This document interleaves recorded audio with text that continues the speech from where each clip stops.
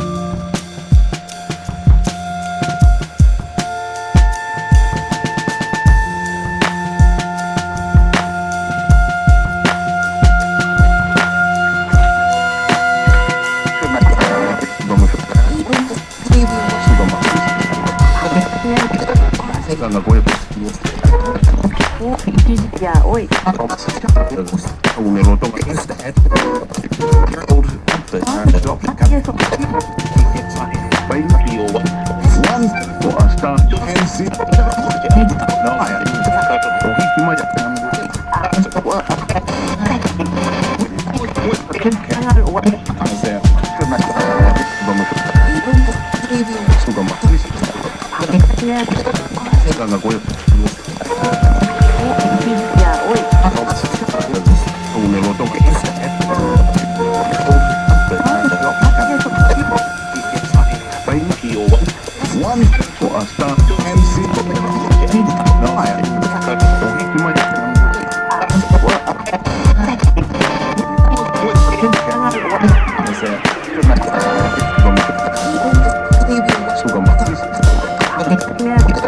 Ganga Goya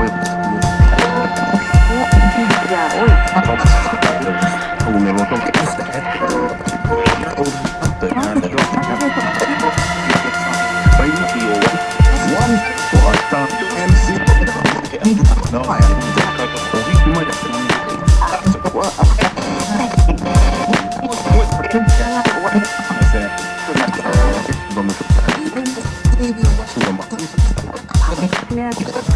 Ganga Goya Ya, hoy. un eloto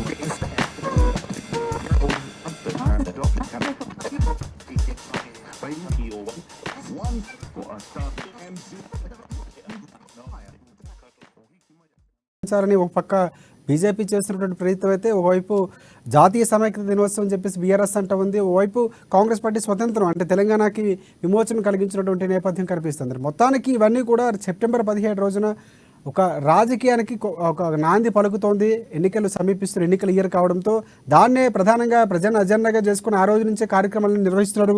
సరైనటువంటి రాజకీయం కూడా సాగుతున్నటువంటి పరిస్థితి కూడా కనిపిస్తుంది. ఈ నేపథ్యంలో ప్రధానంగా సభను సక్సెస్ చేసేందుకు ముఖ్య కార్యకర్తలందరూ కూడా నడుం బిగించినటువంటి పరిస్థితి కాంగ్రెస్ పార్టీ నుంచి కనిపిస్తుంది.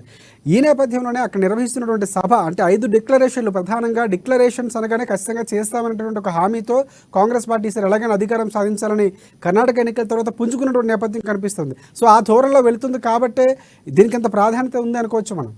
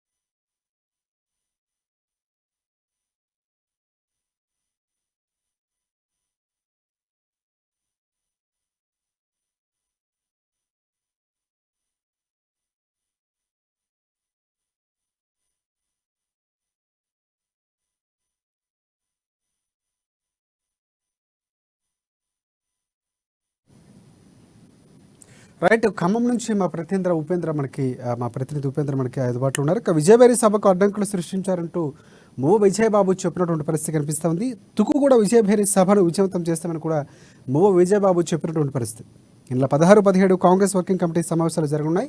కాంగ్రెస్ పార్టీ ప్రకటించినటువంటి 5 గ్యారంటీ స్కీమ్స్ సంబంధించినటువంటి అవి డిక్లరేషన్లో అధికారంలోకి తీసుకువెళ్ళాలని, ఆ స్కీమ్స్ సంబంధించినటువంటి అవగాహన కల్పించాలని కూడా చెప్పినటువంటి పరిస్థితి కనిపిస్తుంది. ఈ నేపథ్యంలోనే ప్రధానంగా చాలా రోజులు అంటే దాదాపుగా 2వసారి నిర్వహిస్తున్నటువంటి సిడబ్ల్యూసీ సమావేశాలు చాలా ప్రాధాన్యతను సంతరించుకుని చెప్పుకోవచ్చు. దీనిపై పూర్తి అప్డేట్స్ అందిస్తారు. ఉపేంద్ర, చెప్పండి.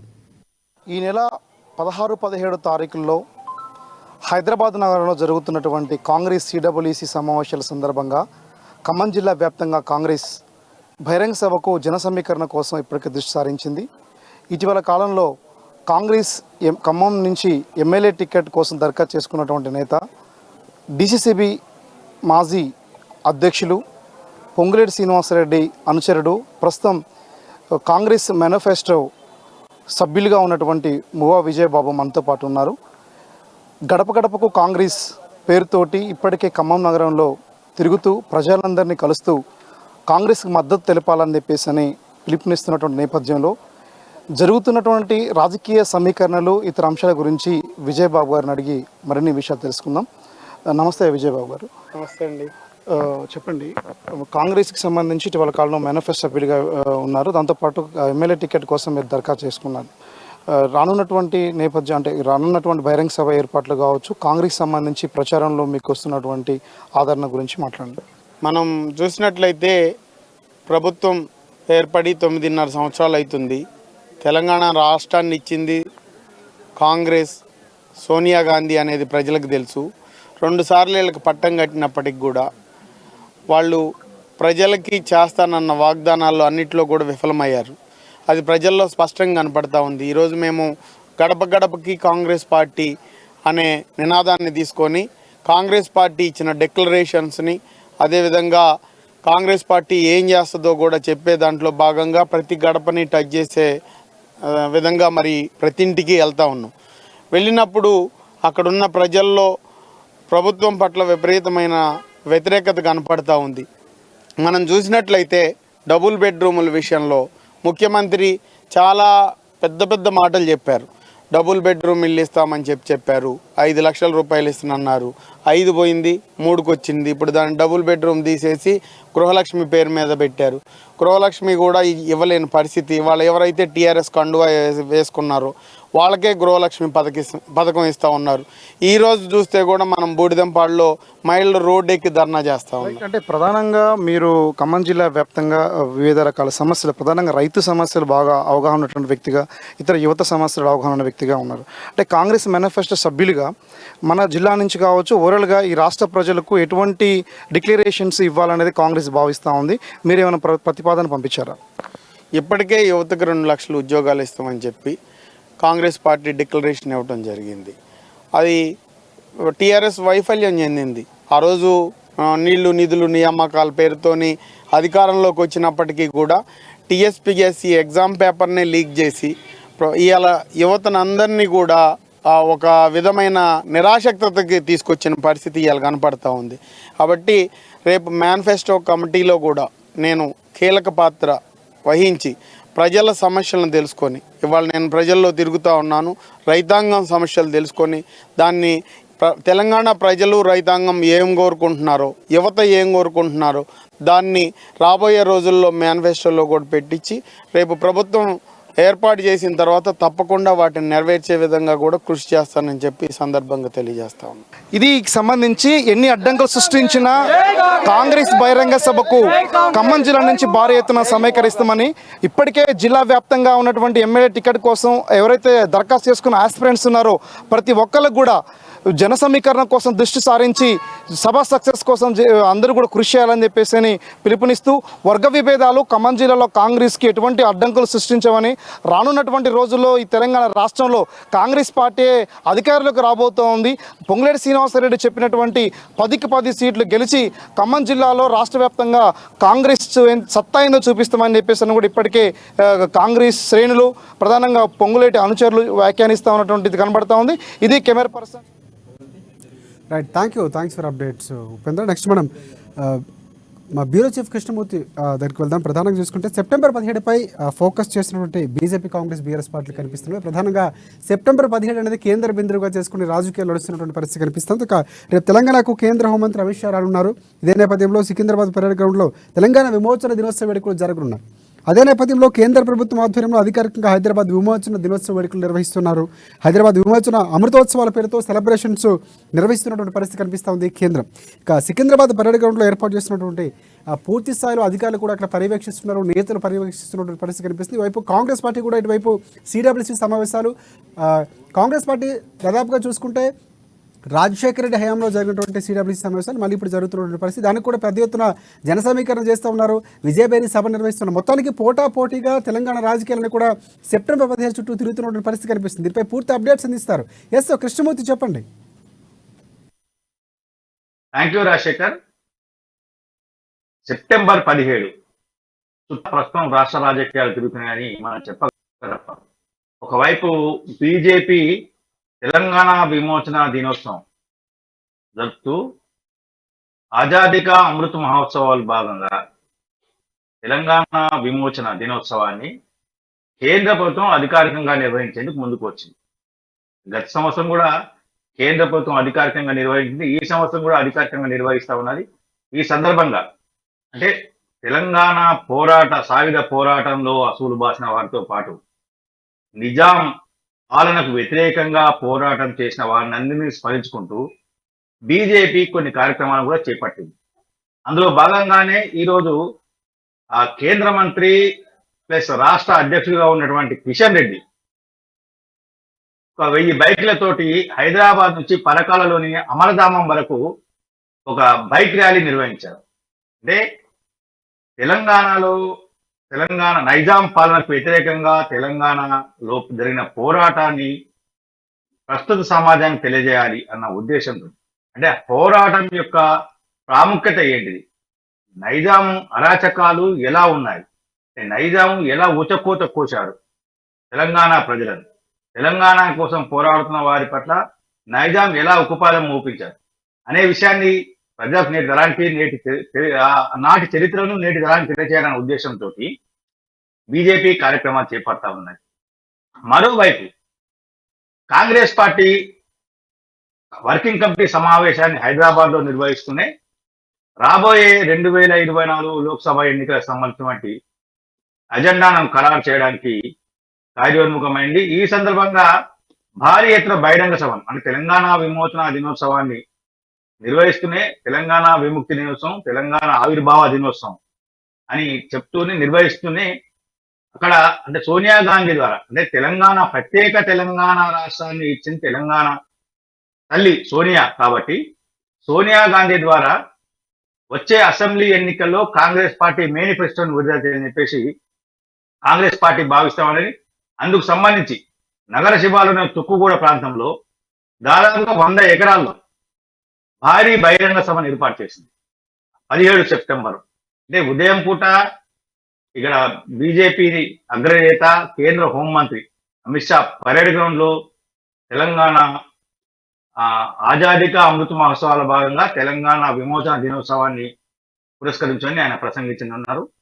సాయంత్రం తుక్కుగూడలో జరిగేటువంటి సభలో సోనియా గాంధీ తెలంగాణ ఇచ్చిన తల్లిగా, తెలంగాణ ఇచ్చిన మాతగా ఆమె తెలంగాణ ప్రజలను ఉద్దేశించి ప్రసంగించనున్నారు. తెలంగాణ ప్రత్యేక రాష్ట్రం అంటే ఉమ్మడి ఆంధ్రప్రదేశ్ విభజించడం ద్వారా కాంగ్రెస్ పార్టీకి నష్టం జరుగుతుందని తెలిసినప్పటికీ right Krishnamurthy, thanks for updates.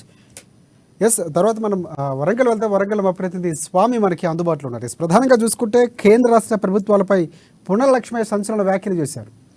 అధికారంలోకి రాగానే చర్లపల్లి జైకు కేసీఆర్ అంటూ కూడా కేసీఆర్ వెళ్ళబోతున్నారంటూ కూడా ఆయన జోష్యం చెప్తూ కొన్ని కామెంట్స్ చేసినటువంటి పరిస్థితి కనిపిస్తుంది. దేశ రాష్ట్ర రాజకీయాలకు దిక్సూచిగా విజయభేరి సభ కాంగ్రెస్ పార్టీ సంబంధించినటువంటి నిర్వహిస్తున్నటువంటి సభ ఉండబోతున్నట్టు కూడా ఆయన కొన్ని వ్యాఖ్యలు చేశారు. అలాగే తుక్కుగూడ వేదికగా ఎన్నికల శంఖారావం పూరించబోతున్నామంటూ పున్నాలు చెప్పారు. కేంద్ర రాష్ట్ర ప్రభుత్వాలు మోసపూరిత ప్రచారాలతో ప్రజలు మభ్యపెడుతున్నారు, మోసం చేస్తున్నారు, దాన్ని తిప్పికొడతామని కూడా చెప్పినటువంటి పరిస్థితి కనిపిస్తుంది. ఎస్ దీని పూర్తి అప్డేట్స్ ఏంటి స్వామి చెప్పండి.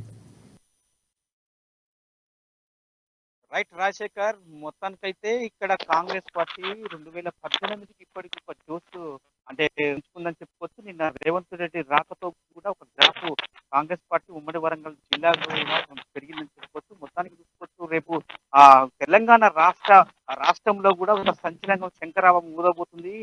17 తేదీలో నిర్వహించే రాష్ట్ర వ్యాప్తంగా దేశవ్యాప్తంగా రాజకీయాలకు ఒక దిక్సూచిగా ఉండబోతుందని చెప్పి కూడా పిసిసి మాజీ అధ్యక్షులు పున్నా లక్ష్మయ్య ఒక మాట కామెంట్ చేశారు. తెలంగాణ రాష్ట్రంలో కాంగ్రెస్ పార్టీ అధికారంలో రాగానే మొత్తానికైతే జైలుకే